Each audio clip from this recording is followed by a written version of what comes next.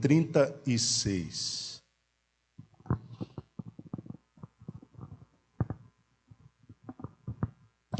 Nós vimos que Jesus Cristo ele foi com os discípulos para o Getsêmani, que significa prensa de azeite.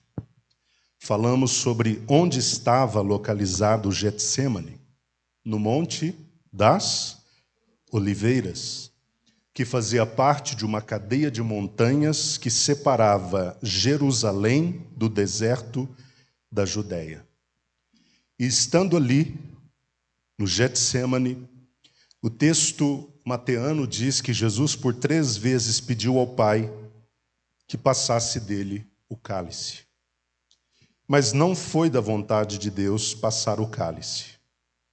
Então nós temos o que Mateus descreve do versículo 47 a 56.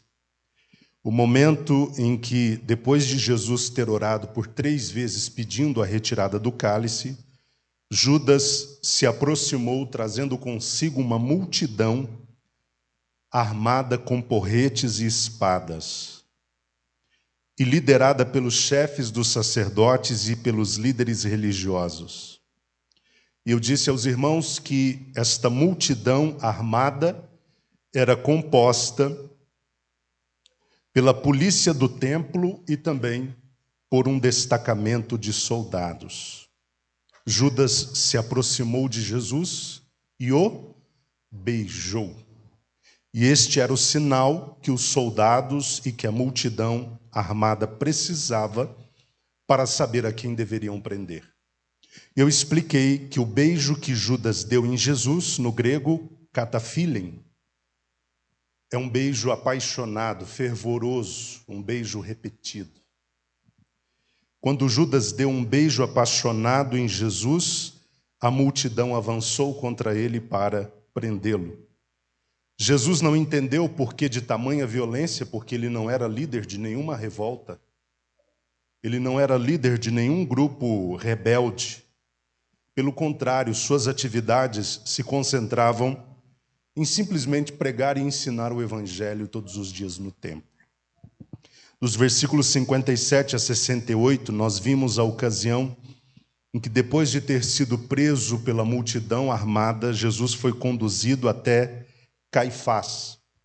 Caifás era quem? Os irmãos se lembram? Qual era a função de Caifás? Sumo sacerdote. E na condição de sumo sacerdote, ele liderava o sinédrio. Quem se lembra quais grupos compunham o sinédrio? Quais os grupos que compunham o sinédrio? Quem se lembra? Escribas, fariseus, saduceus, quem mais? Anciãos do povo. Quantas pessoas compunham o sinédrio? 61 pessoas. E para que houvesse uma votação em assuntos de tamanha importância, o quórum mínimo era de 23 integrantes. E nós vimos também como o sinédrio transgrediu de forma absurda as suas próprias regras na ocasião em que julgou o caso de Jesus. Eles não julgaram o caso de Jesus na sala do encontro, que era o lugar onde geralmente eles se reuniam no templo para decidir ou deliberar sobre assuntos como este. Jesus não teve direito a 2 testemunhas, previamente interrogadas separadamente. E ele também não teve direito a alguém que defendesse sua inocência.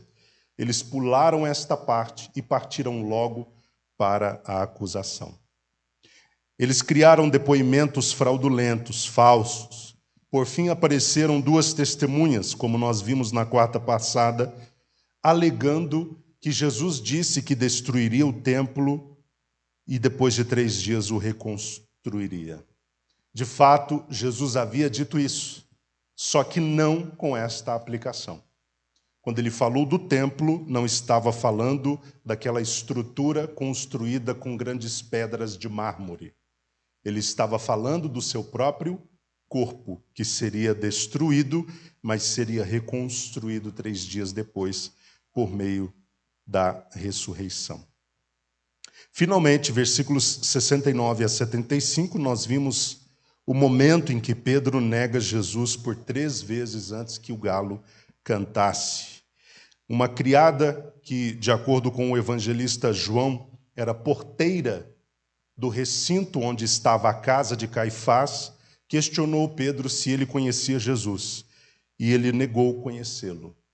Ele disse que não sabia de quem se tratava. Num segundo momento, ele também foi novamente questionado se conhecia Jesus, se era seu seguidor. Mas, sob juramento, Pedro disse que de modo nenhum conhecia aquele homem.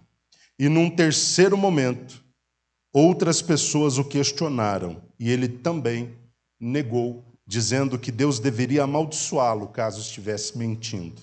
Naquele momento, depois de 3 negativas, Pedro ouviu o galo cantando e se lembrou do que Jesus lhe havia advertido. Chegamos no capítulo 27, queridos, vamos ler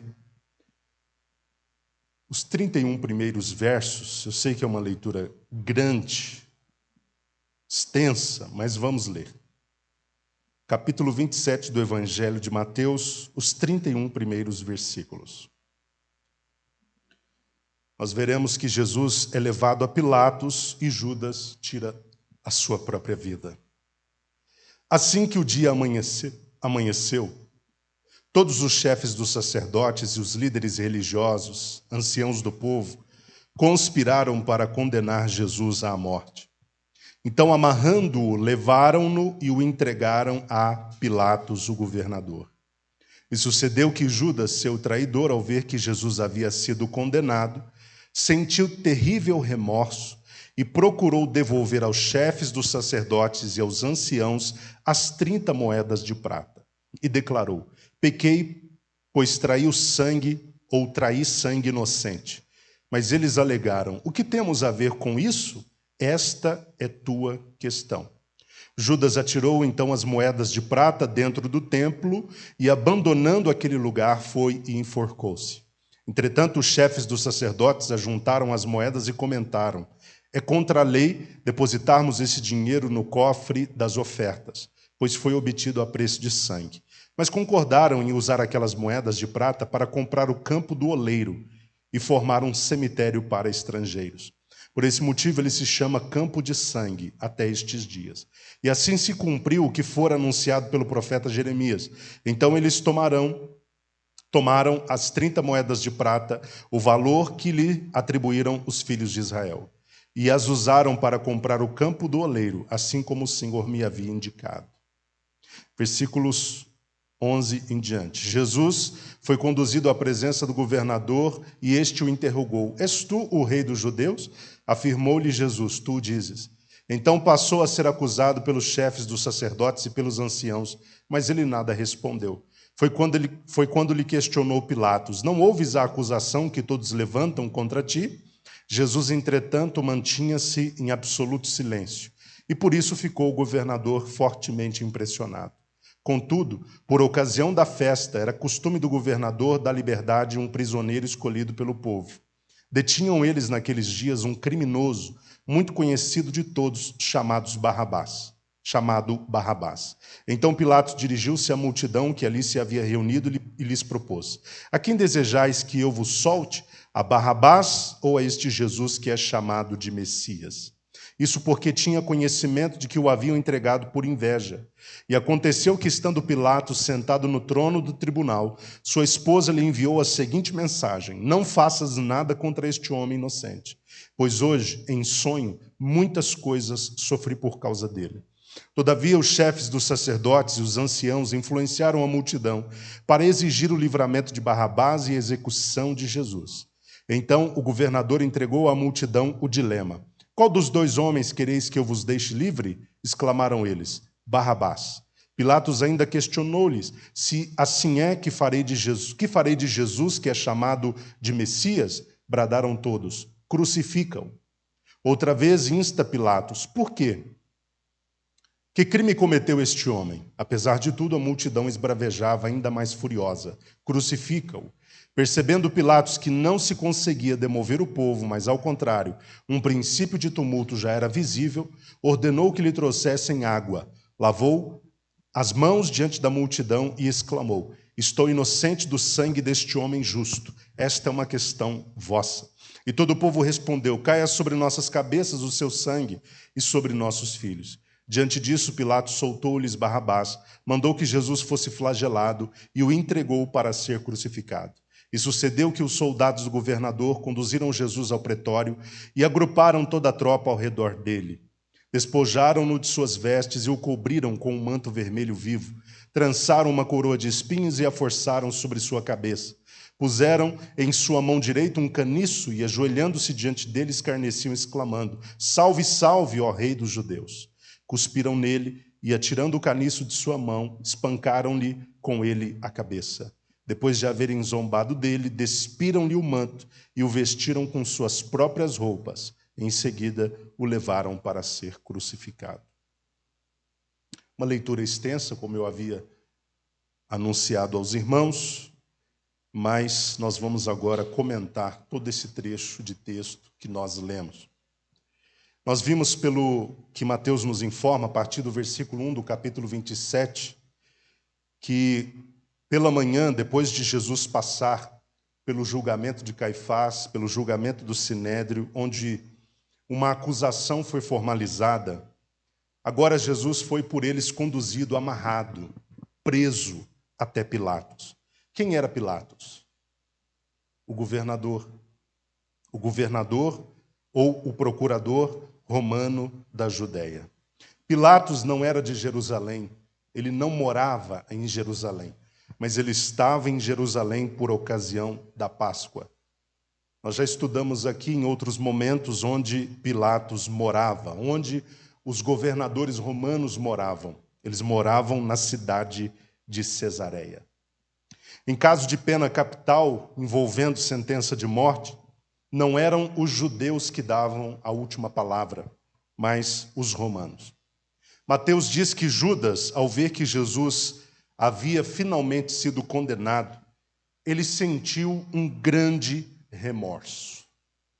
E o que ele fez? Ele procurou os chefes dos sacerdotes e os anciãos para devolver a eles as 30 moedas de prata, que foi o valor negociado pela vida de Jesus. Interessante que a palavra grega para remorso, metameleteis, aqui não indica arrependimento. Arrependimento é metanoia, é outra palavra. O que Judas sentiu, como bem traduzido aqui na versão que eu estou utilizando, foi um remorso, não um arrependimento. O arrependimento é o que dá o start para que o indivíduo caminhe em direção à salvação. Mas o remorso não. O remorso é simplesmente um grande pesar. Arrependimento é mudança de trajetória, é mudança de comportamento, é mudança de mente, é mudança de rota. Judas sentiu uma profunda tristeza, um profundo remorso, mas não se arrependeu. Diante deles, daqueles homens, daqueles religiosos, Judas reconheceu que havia pecado contra um sangue inocente. Ele confessou isso, que havia pecado contra um sangue inocente. Mas os religiosos, obviamente, atribuíram toda a responsabilidade a Judas. É como se eles dissessem: o problema é seu. Quando Judas disse: olha, pequei contra um sangue inocente, este homem não merece o que está recebendo, os religiosos disseram bem assim na nossa linguagem: o problema é seu, a responsabilidade é sua. Nós não temos nada a ver com o que você fez. Judas ficou irritado com a resposta, obviamente. Ele atirou as 30 moedas de prata aos pés daqueles religiosos, lançou as moedas para dentro do templo, e o versículo 5 diz que ele tomou uma atitude drástica. Ele foi tirar a sua própria vida. O final do versículo 5 diz que, abandonando aquele lugar, ele foi e enforcou-se. Os chefes dos sacerdotes recolheram as moedas e eles comentaram entre eles se não seria contra a lei depositá-lo no cofre das ofertas. Ou melhor, reconheceram que seria contra a lei depositar aquelas 30 moedas devolvidas por Judas no cofre das ofertas, visto que era dinheiro de sangue. Por fim, eles concordaram que aquelas moedas deveriam ser usadas para comprar o campo, o chamado Campo do Oleiro, porque ali eles poderiam fazer um cemitério para os gentios. A versão King James diz cemitério para estrangeiros, mas eu creio que em algumas das versões que os irmãos talvez estejam usando, diga cemitério para os gentios. O propósito era esse.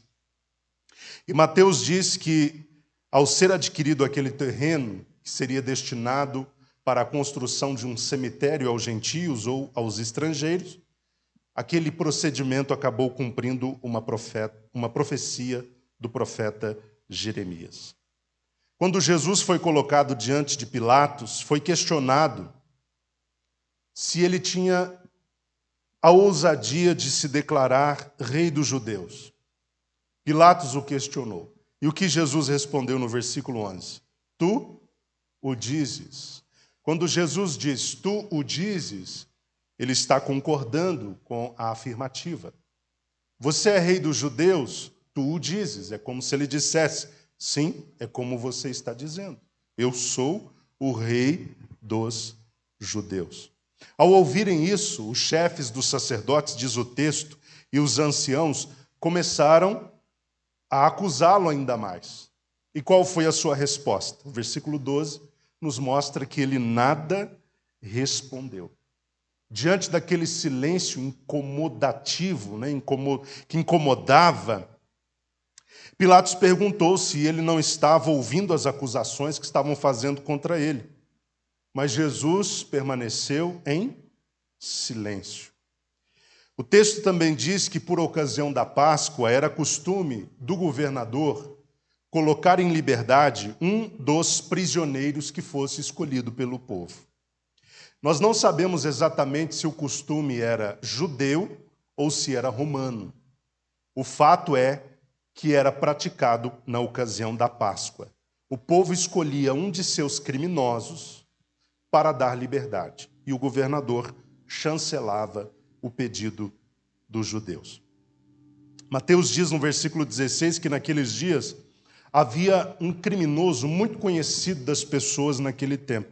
O seu nome era Barrabás. E é interessante que quando nós lemos o Evangelho de João, capítulo 18, versículo 40, Marcos, capítulo 15, versículo 7, nós vimos qual era o perfil de Barrabás. Ele não era uma flor que se podia cheirar. Ele era um homem mau caráter. Ele era uma pessoa de péssima índole. Um homem acusado por crimes de insurreição. Um homem acusado de assaltos e de homicídios. Então ele havia praticado muitos malefícios à sociedade. Pilatos, então, ele se dirige à multidão que estava lá do lado de fora, perguntando se eles queriam que soltasse Barrabás, um criminoso conhecido deles, ou Jesus. Pilatos se valeu dessa possibilidade porque ele sabia que Jesus havia sido preso injustamente e por inveja. Então vejam que ele se valeu do recurso porque no seu coração e no seu entendimento ele sabia que Jesus não era criminoso algum, que não havia nada realmente forte o suficiente que pudesse condenar Jesus à morte. Então Pilatos, se eximindo da sua responsabilidade, coloca isso a cargo do povo, para que o povo pudesse decidir. Mas, repito, ele sabia no seu coração e no seu entendimento que Jesus havia sido preso e condenado pelos religiosos por questão de inveja. Pode falar, Nego.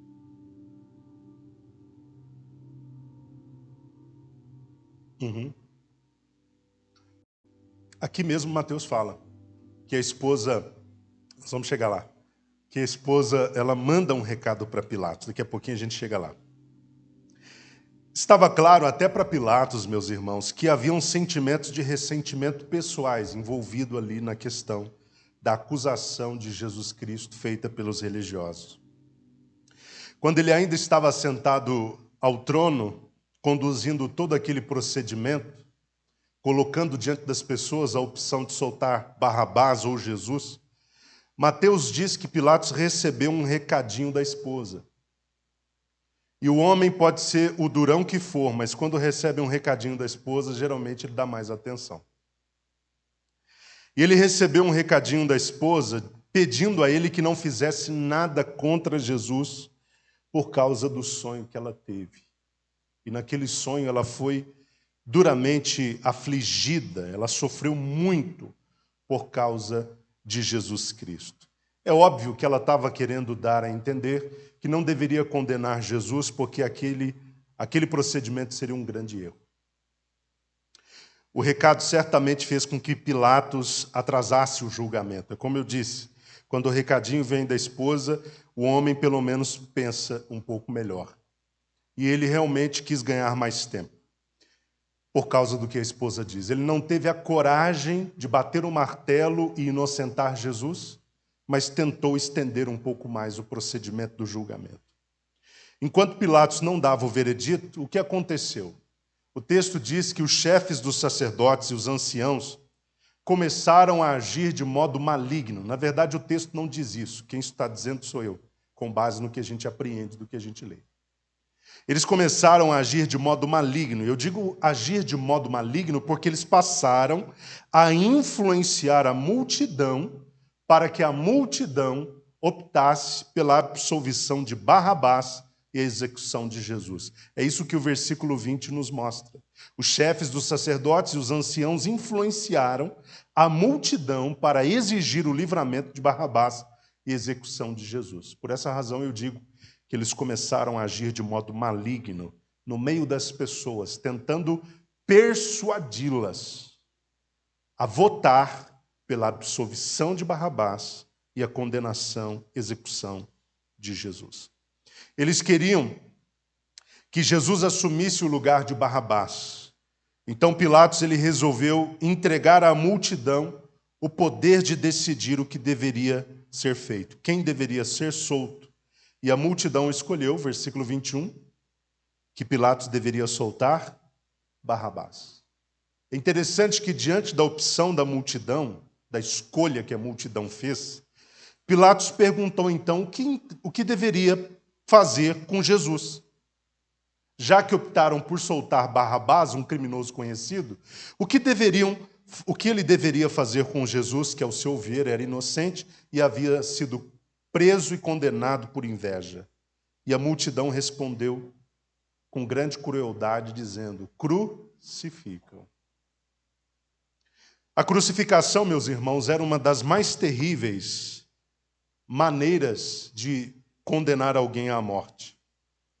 E era um instrumento aplicado pelos romanos naquele tempo. Eu estava lendo um certo autor chamado Klausner, que é um autor judeu, e ele falando sobre a questão da crucificação, ele disse que a crucificação é a morte mais terrível e cruel imaginada pelos homens para vingar-se de seu próximo. Cícero a chamou de a tortura mais cruel e horrível, isso falando da crucificação. E Tácito disse que a cruz era uma tortura só digna de escravos. Pilatos ainda tentou dissuadir a multidão, ou seja, convencer a multidão do contrário. Tentar induzir a multidão a optar por Jesus ao invés de Barrabás. Ele insinuou que Jesus não havia cometido nenhum crime, mas a multidão permaneceu resoluta, decidida no seu parecer, na sua decisão, na sua escolha. A multidão decidiu permanecer consentindo na morte de Jesus e na soltura de Barrabás. Quando Pilatos percebeu que estava acontecendo um princípio de tumulto no meio da multidão, ele pediu que trouxessem um pouco d'água. uma bacia, um recipiente com água.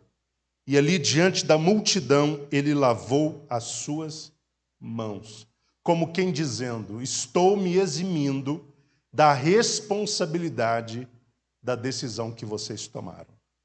Até hoje essa expressão existe para quem deseja se eximir de determinada responsabilidade. E talvez você já tenha usado essa expressão: olha, em relação a isso eu estou lavando as minhas mãos. O que você está dizendo? Eu não quero depois dos desdobramentos ser responsabilizado pelo que aconteceu. Pilatos estava se eximindo da responsabilidade, tentando lavar as mãos, como se lavar as mãos pudesse, de fato, eximi-lo da responsabilidade. A história conta que 6 anos depois, Pilatos morreu. Ele tirou a sua própria vida, talvez porque a sua falta de postura, de liderança, de coragem, acabou açoitando e afligindo sua mente nos anos que se seguiram, de modo que ele não suportou essa pressão vinda de dentro e acabou tirando sua própria vida. Equivocadamente, o povo respondeu dizendo que a culpa então deveria cair sobre eles e sobre seus filhos. Irmãos, eu quero só aproveitar para fazer uma pausa rápida aqui. Eles disseram: olha, não tem problema que a culpa caia sobre nossas cabeças, que o seu sangue caia sobre as nossas cabeças e sobre nossos filhos. É tão trágico quando as pessoas falam sem pensar. Porque os judeus não tinham ideia o que significava dizer aquilo. Que o sangue dele, então, caia sobre nós e sobre os nossos filhos. Eles não só se comprometeram, como comprometeram também suas gerações. Eles não cuidaram daquilo que estavam dizendo. Disseram de modo equivocado que o sangue poderia cair sobre eles. E a história de Israel, que nós não vamos mencionar aqui, nos apresenta diversos momentos em que o povo de Deus sofreu por causa dessa declaração. Eles foram duramente penalizados por aquilo. Após a escolha da multidão, o que Pilatos fez? Versículo 26, ele mandou soltar Barrabás e açoitar Jesus para que ele pudesse ser crucificado. E aquele momento de açoites, como nós conhecemos, foi um momento muito difícil para Jesus. Porque Jesus foi açoitado sem dó e sem piedade. Os soldados romanos usaram aquela chibata chamada flagrum, que tinha pontas de ossos, de chumbo, de modo que quando a chibata era lançada, desferida sobre as costas de alguém, quando o soldado puxava, arrancava-se pele, arrancava-se carne, abria-se grandes feridas. E Jesus não recebeu apenas um açoite, é óbvio que ele foi duramente açoitado. Os romanos bateram em Jesus sem nenhuma piedade. O texto também diz que os soldados o levaram para o pretório, e provavelmente o pretório estava localizado na Fortaleza Antônia. Quando nós estudamos o livro de Atos dos Apóstolos, nós vimos que ali, nas dependências de todo aquele complexo do templo, havia ao lado a Fortaleza Antônia, que era onde estes grandes governadores e autoridades romanas ficavam. E toda a tropa foi agrupada, de acordo com o texto, ao redor dele. E essa tropa, de acordo com a história, era composta por 600 soldados. E 600 soldados era 1/10 de uma legião. A legião de soldados romanos era composta por 6.000 soldados. 600 deles, ou seja, um destacamento inteiro, foi colocado ao redor de Jesus para aquele momento de açoites. O texto também diz que os soldados tiraram suas vestes. Imagine você a condição em que Jesus ficou nesse momento, a vergonha pela qual passou. Não bastasse os açoites, não bastasse a violência, não bastasse a falta de piedade, ainda tinha de estar diante deles despido, nu, praticamente nu. Tiraram suas vestes, o cobriram com um manto vermelho. Versículo 28 diz isso. trançaram uma coroa de espinhos e forçaram a coroa sobre a sua cabeça. Forçaram para que os espinhos penetrassem o seu crânio. E essa era uma maneira deles zombarem de Jesus.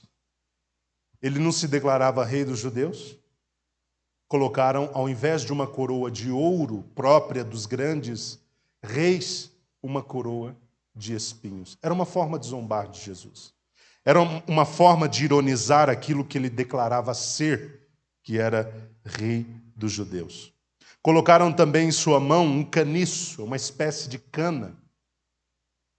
E o propósito do caniço ser colocado na mão de Jesus era para zombar também dele na condição de rei. Aquela cana era uma substituta do cetro. Os reis usavam cetros, mas colocaram nas mãos de Jesus, ao invés de um cetro, uma cana, um pedaço de pau, para zombar também da sua realeza. Escarneceram da sua majestade. O texto ainda diz que os soldados cuspiram nele e, tirando o caniço da sua mão, o espancaram com ele, batendo na cabeça. Não bastasse a violência, não bastasse a impiedade, não bastasse a crueldade deles, não bastasse a ironia, não bastasse a zombaria, agora eles arrancam o caniço das mãos de Jesus e batem sobre a cabeça de Jesus com o caniço. Imagine os espinhos se aprofundando ainda mais em sua cabeça. E imagine a dor de um pedaço de pau sendo batido na sua cabeça com toda a força. Imagine a dor que Jesus não sentiu. Avançando no texto, depois daquela sessão de zombaria e tortura, os soldados tiraram um manto, aquele manto vermelho que estava sobre Jesus, e o vestiram com suas próprias roupas e o levaram para ser crucificado. E agora nós temos o segundo momento aqui na narrativa, que é o momento da crucificação. Vamos ler, queridos, do versículo 32 a 56. Mais uma leitura um pouco extensa, mas é melhor assim. E a gente comenta na sequência. 32 a 56. Assim que saíram, encontraram um homem da cidade de Cirene chamado Simão, e o obrigaram a carregar a cruz. Chegaram a um lugar conhecido como Gólgota, que significa lugar da caveira.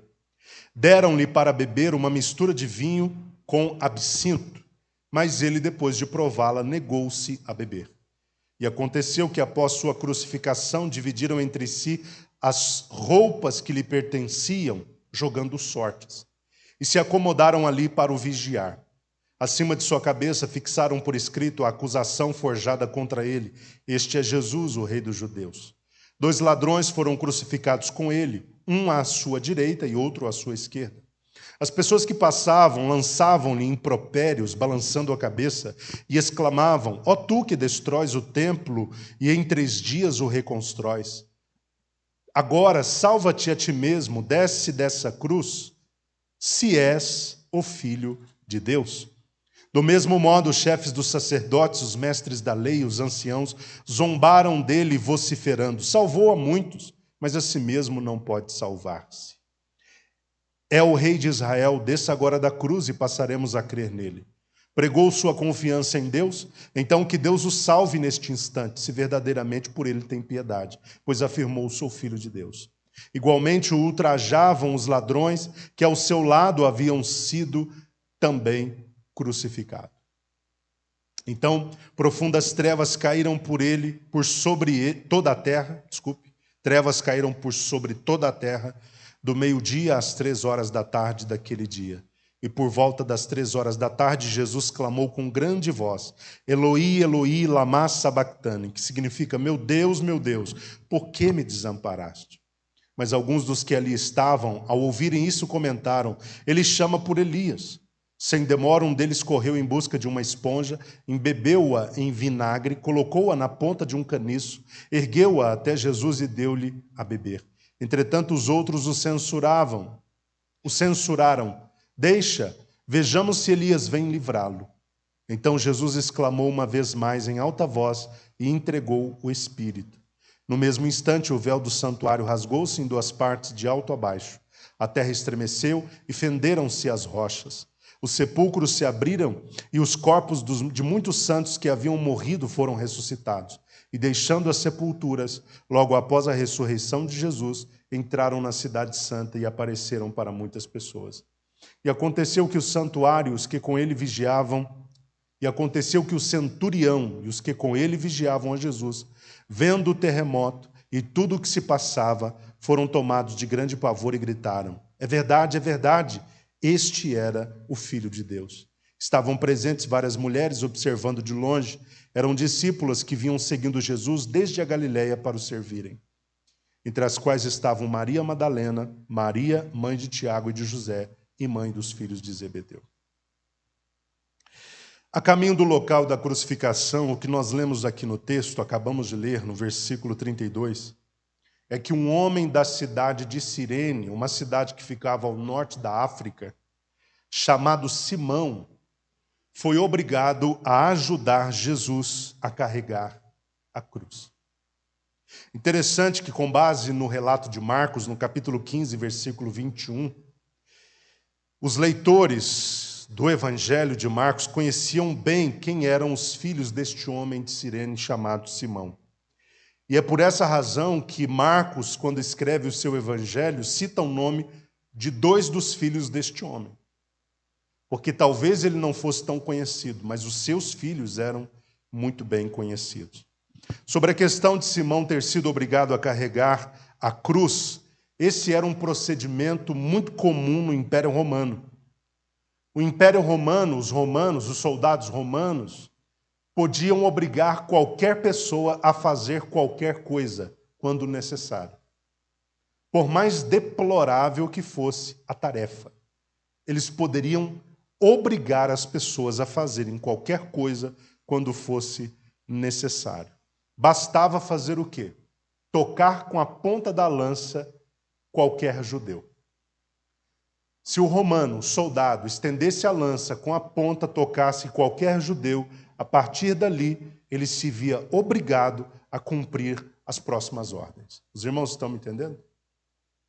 Esse era o sinal para que o judeu entendesse que aquele destacamento romano iria obrigá-lo a fazer alguma coisa naquele momento. E a parte da cruz que Jesus levou não foi a cruz toda, mas o chamado patíbulum. O patíbulum era aquele lenho, né? Aquele pedaço transversal de madeira, tá? Que ficava na horizontal. Foi esse patíbulum que Jesus teve de carregar. A outra parte, que ficava na vertical, estava fixada no alto do Gólgota, esperando a chegada de Jesus. Quando ele chegava com o patíbulum, pregavam o patíbulum na parte vertical da cruz, e Jesus era pregado, ou o prisioneiro, o condenado, era pregado na cruz. O motivo de os romanos terem obrigado Simão a carregar o patíbulum foi o fato de Jesus já estar extenuado. Imagine você, Jesus vinha desde a noite anterior, passando por diversos julgamentos diferentes, sofrendo com injustiças. Havia sido recentemente espancado pelo destacamento romano, composto por 600 soldados. É óbvio, Jesus estava sem dormir, Jesus estava emocionalmente abalado, seu corpo estava todo rasgado. É claro que ele não teria forças para carregar aquele patíbulo por longas distâncias. E os romanos faziam questão de fazer o prisioneiro percorrer o caminho mais longo até o local de sua morte, para que todos pudessem aprender o que Roma era capaz de fazer com um condenado. Servia de lição para toda a sociedade. Jesus não conseguiria chegar lá em cima, então, carregando sozinho aquele pedaço de madeira. Foi por isso que o destacamento romano, composto por 4 soldados, os 4 soldados conduziam o criminoso até o seu local de crucificação. Eles formavam uma espécie de quadrado para isolar a multidão do condenado. 4 soldados criavam um cordão quadrado, o condenado no meio, e eles avançavam rumo ao local da crucificação. Depois de uma longa caminhada, sob a escolta desses 4 soldados que acabei de mencionar, os irmãos, eram 4 que levavam o criminoso até o lugar de sua morte, Jesus finalmente chegou no Gólgota.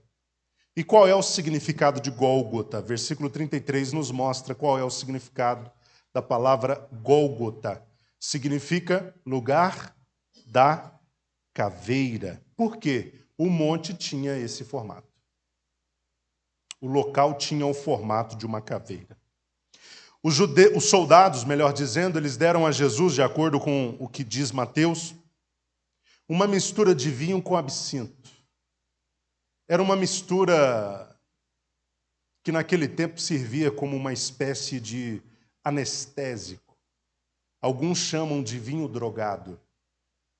Era uma mistura cujo intuito era uma mistura dada no intuito de fazer adormecer os sentidos e amenizar não só a dor de quem estava passando pelo processo da crucificação, como também amenizar o seu sofrimento, porque, como eu disse, tinha um efeito um tanto quanto anestésico.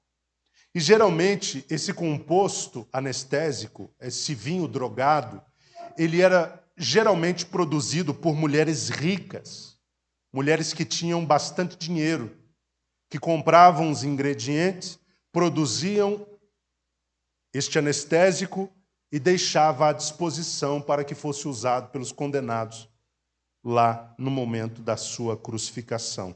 Os romanos tinham acesso a esse preparado doado pelas mulheres ricas, talvez querendo demonstrar compaixão. Eles tinham acesso e dava aos condenados para amenizar a dor deles no momento de sua morte, tá? Do seu sofrimento. Ao perceber que era esta mistura, versículo 34 diz, depois de provar e perceber que tratava-se dessa mistura muito conhecida, Jesus a rejeitou. Jesus poderia ter bebido, quem sabe, para amenizar sim sua dor e seu sofrimento, mas ele preteriu, ele rejeitou, ele não admitiu tomar aquilo. Porque Jesus queria sofrer toda a dor necessária.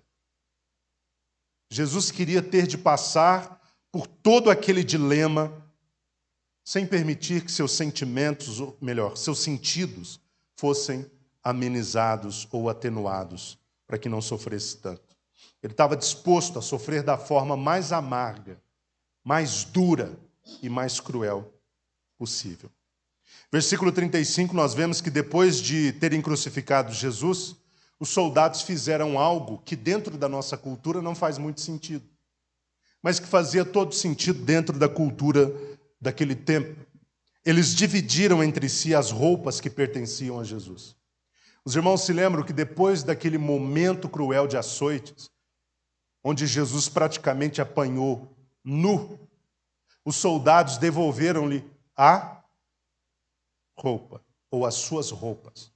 E ele foi durante todo o trajeto com essas roupas. E quando chegou lá no alto do Gólgota, os soldados dividiram entre si as roupas que pertenciam a Jesus.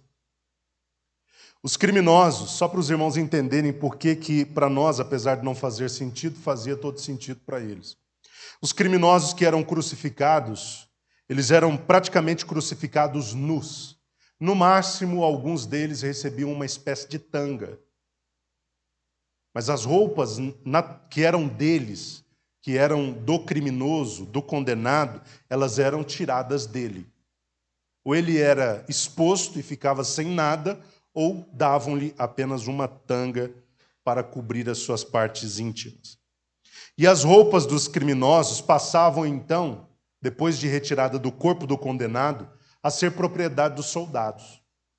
E aquelas roupas eram uma espécie de pagamento a eles. Então, cada soldado ficava com uma roupa e aquilo servia de pagamento. O soldado poderia vender a roupa, que naquele tempo roupa não era barata como hoje.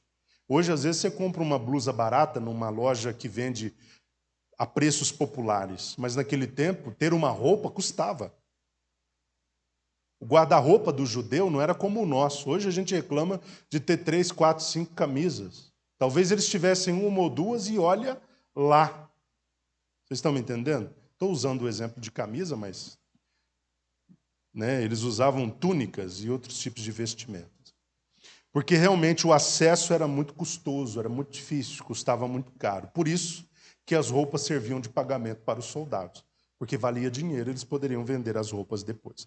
Todo judeu levava consigo pelo menos 5 artigos na sua roupa.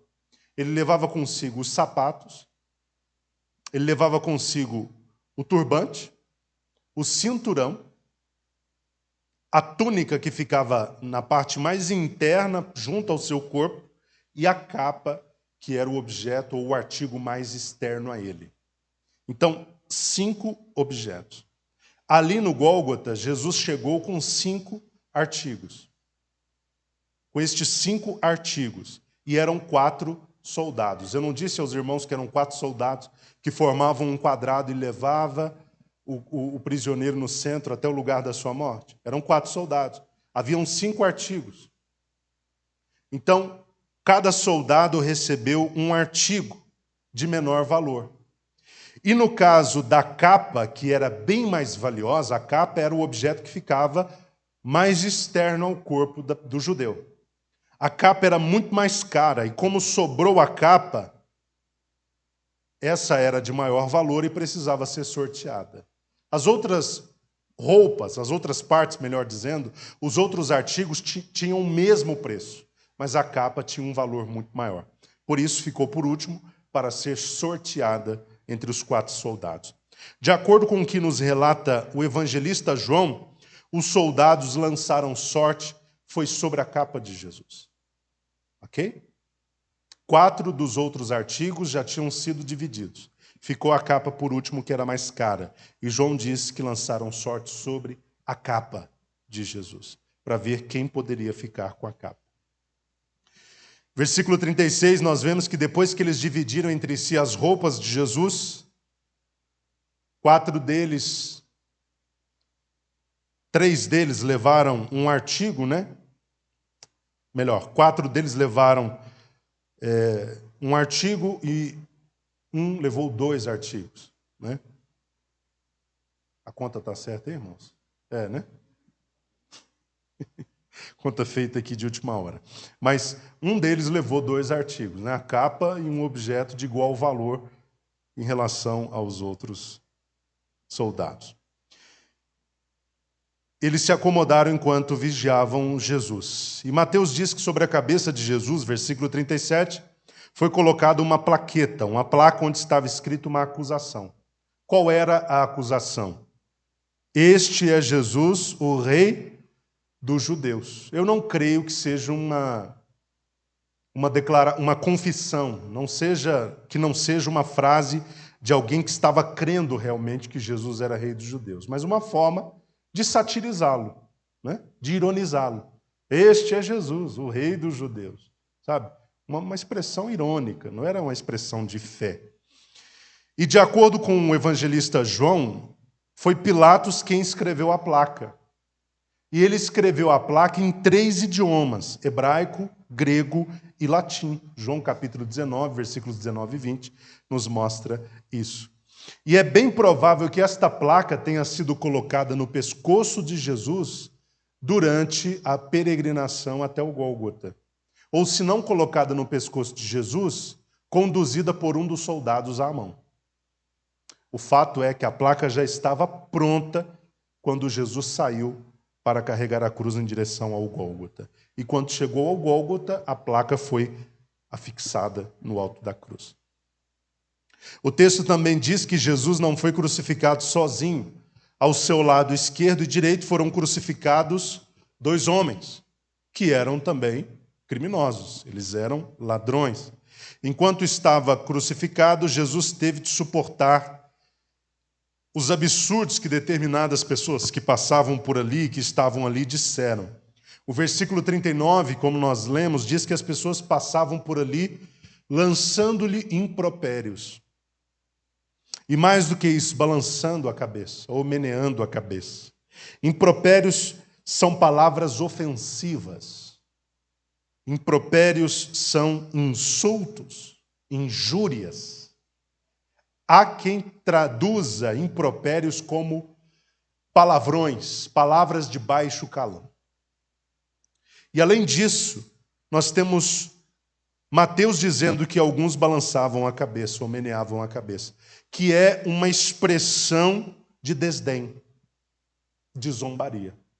Como quem desdenhando, as pessoas balançavam a cabeça. É como se faz até hoje. Quando você quer desmerecer algo que a pessoa esteja dizendo, você meneia a cabeça. Você balança de um lado para o outro, como quem dizendo, não faz o menor sentido isso. Que bobagem. Então é um comportamento de zombaria, de desdém. As pessoas que por ali passavam insultavam e zombavam de Jesus. Versículo 40 nos mostra, desafiando que ele deveria provar se era mesmo o Filho de Deus descendo da cruz. Não, tu és o Filho de Deus, está fácil, desce da cruz. Mateus diz ainda que, do mesmo modo, os chefes dos sacerdotes e os anciãos também zombavam dele, só que não se dirigindo diretamente a ele, mas falando aos que ali estavam algumas coisas. Se vocês lerem o texto, vocês verão, eles não estavam falando com Jesus. Os chefes dos sacerdotes e os anciãos não estavam dirigindo insultos diretamente a Jesus, mas eles estavam comentando ali com as pessoas que estavam presentes naquele cenário algumas coisas. E eles diziam que Jesus havia salvado a muitos, mas que não salvava a si mesmo, e que eles só creriam em Jesus caso ele descesse da cruz, o que é uma mentira. Eles ainda disseram que se Jesus era verdadeiramente Deus, então que Deus tivesse piedade dele e viesse salvá-lo. Da mesma maneira, aquela multidão olhava para os ladrões, e os ladrões, de acordo com o texto, também insultavam. Olha só o que diz o versículo 44. Igualmente o ultrajavam os ladrões que ao seu lado haviam sido também crucificados. Quer dizer, até os ladrões que estavam crucificados de um lado e outro de Jesus o ultrajavam. É absurdo, não é? O camarada está ali para morrer, no mínimo tem que estar em silêncio pensando sobre sua morte, né? Sobre sua vida. Mas eles se uniram àqueles zombadores e começaram também a ultrajar Jesus Cristo. Jesus foi crucificado, de acordo com o relato dos evangelhos, na terceira hora, ou na hora terceira, trazendo para o nosso relógio, para o nosso tempo, 9 horas da manhã.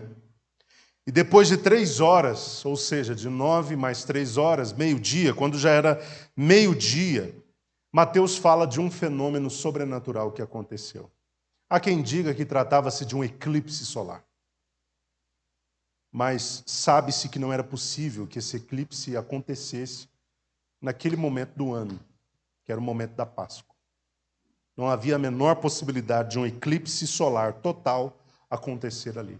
Então, aquelas trevas que caíram sobre a terra e que perduraram por 3 horas, foi um fenômeno sobrenatural.